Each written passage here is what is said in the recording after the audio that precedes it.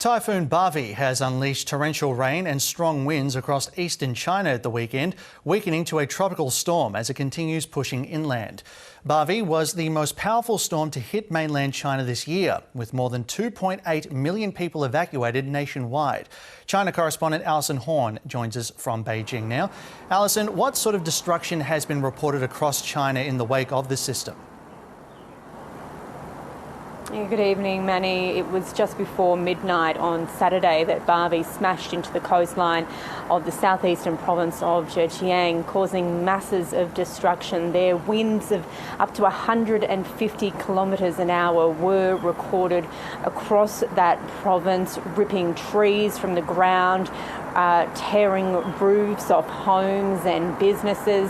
And there were torrential rain as well. Hundreds of millimetres were recorded across different parts of Zhejiang province. We saw that roads were turned into rivers, rivers were turned into raging torrents, masses of destruction in that province there, the cleanup of which is still taking place at the moment. But remarkably, no one there has been killed, and authorities are putting that down to the massive preparations that were taken in the days leading up to Bavi making landfall in China.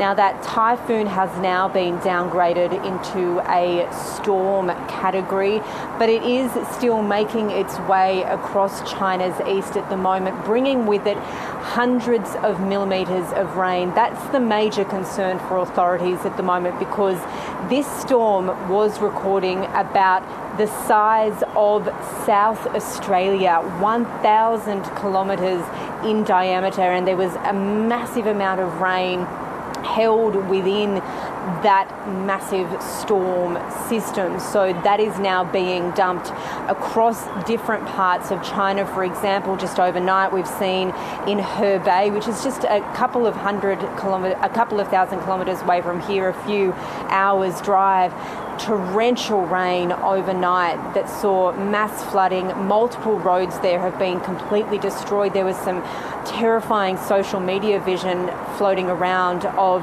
cars that were being swept down the streets as these floodwaters ravaged Hebei.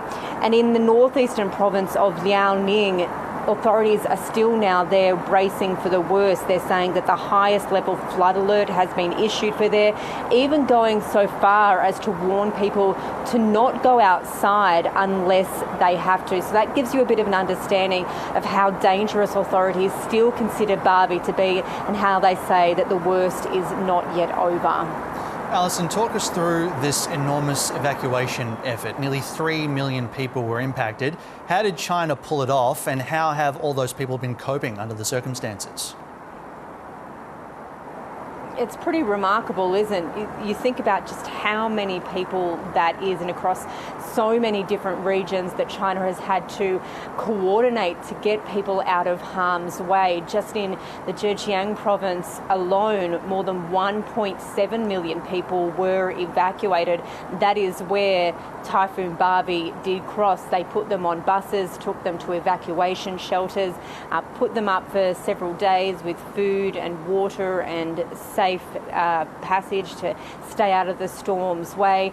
And then also in neighbouring provinces, places like Fujian, even in areas like Shanghai, people were evacuated in anticipation of what was to come. And I think it really speaks volumes, the fact that there have been no fatalities, just how successful this kind of operation was by China. And authorities say that's exactly why they took so many precautions, because they knew the potential for devastation and destruction that Bavi would bring.